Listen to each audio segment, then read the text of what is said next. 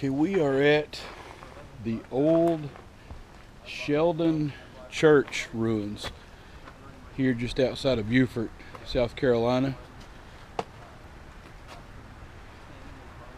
Pretty neat old brick structure. We're going to set up the tripod and shoot this, and yeah, this is really nice. Should be a nice place to shoot this evening. All right, there's quite a bit of contrast in this scene with the highlights of the sunlight being on the brick and the dark foreground. So I'm going to shoot it in a single shot exposure, but I'm also going to shoot it in HDR with a 2-stop bracket and merge it when I get home. So I've already set up for that shot. Got a 2-second timer running. I'm shooting it at f/16 just to give me a little depth of field, and I bumped my aperture up to, or my ISO up to 400 just to give me a little shutter speed to help stop the motion of the trees a bit. See what it looks like here.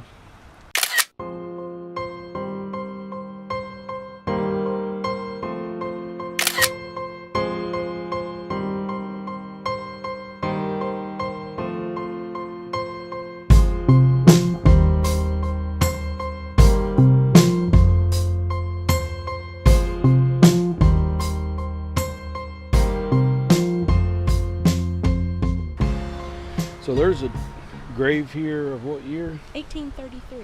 1833. You say there's a love story? Yeah. Well, whoever inscribed the marble loved her a lot. You can tell. I mean, it's a huge. It's like a story. Cool. Yeah. So there's some really old graves here. I'm reading the sign up there. It says, Church of Prince William's Parish, known as Sheldon, built between 1745 and 1755. It was burned by the British Army in 1779, rebuilt in 1826, burned by the Federal Army in 1865. So the Army's pretty hard on old churches.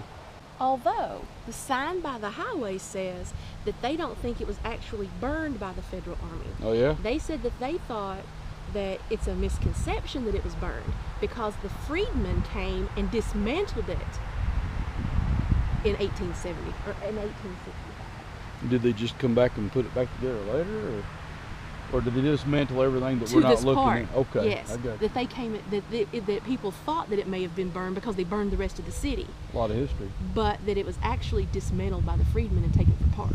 Cool. So a pretty good story behind this old fella. Okay, now this one is a pretty tough shot.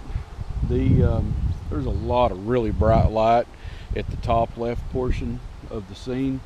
But this is when I'm here, and this is the light that I have to shoot with. The sun in another hour or two will probably be behind the trees, and but I don't really see the shadows getting any better anytime soon. It'll be, I don't know, probably 3 or 4 hours before the shadows really go away and there's just an overall uniform light. So this is when I'm here. I'm going to shoot this again in a HDR. Now, I want to shoot the columns in focus, and I don't care really what's behind the church or what's in front of the church. I just want the columns front to back to be in focus. And since I'm a good distance away from all the columns, I've went down to f/16, and I've focused on the second, third column back. That's give or take a third of the way into the scene, and that should still give me pretty good focus front to back. Now I have bumped my ISO at 400 here.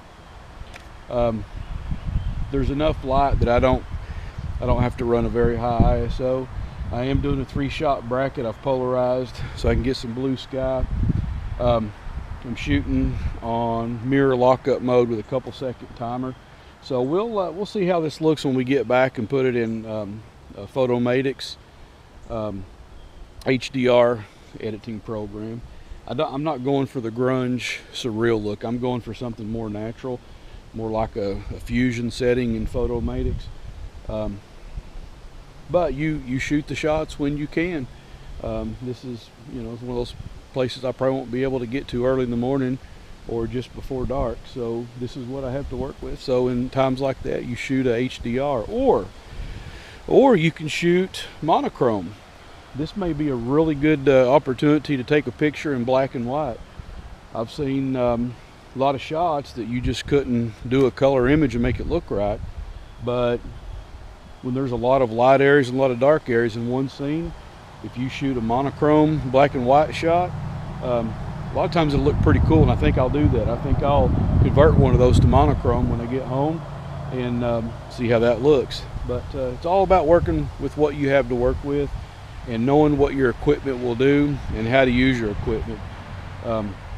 If you just show up and don't have a real good knowledge of your camera or its settings, you may not get a very good shot. But if you work with it a little bit, you know, use the things you have available to you, like HDR, monochrome. Sometimes you can pull one out, so we'll see how it goes.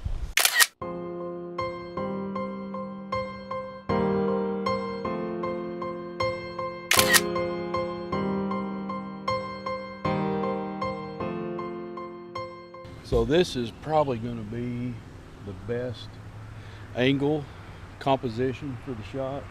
You see how I'm assuming the oak tree is draping the scene right to left, and you have a cluster of leaves down here on the lower third of the scene. So compositionally it works out.